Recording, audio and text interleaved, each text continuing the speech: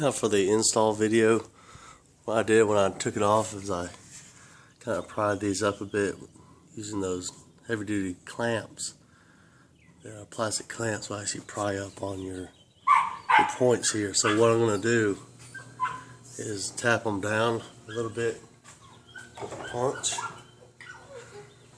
So I'm going to use this punch and a hammer, of course, and knock those down a little bit. This is the one I took off. You see that some of those clips are broke. Make sure you have all good clips. The one you're going to put on, make sure you, whatever section of the line that you took loose, that is back in place. I'll have to put the tip in on this one, but should be straightforward on putting it back together. Put your 5 plastic nuts back on.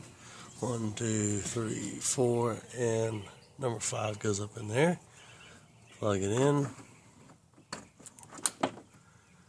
and make sure your water hose is connected back together, and you're good to go.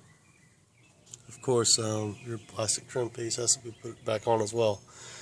It's just as easy as snapping it back on there. Really easy. I'm not going to insult anyone's intelligence, but it did work out for me, mainly because, for one, I didn't care anything about this spoiler, so I ripped and teared and pulled on it as much as I could. But believe it or not, that is one heavy-duty spoiler, so I think you'll be okay. Beating and banging on it to make it work. Taking the hatch off, of course, makes it a lot easier. You don't have to just use your bare hands to pry up on it for the most part. You can actually use some of your prying tools and make it look a little more professional. But you just got to do it in order to get your colors to match exactly on the hood that you took off, because someone rear-ended into your wife's Explorer. You can do it that way. I got that whole hatch from the junkyard for $1,200 and just replaced the rear spoiler on the top, all the wiring and trim.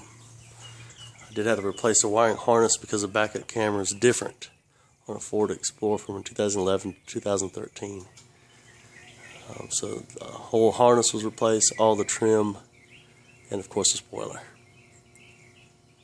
Hope this helps out.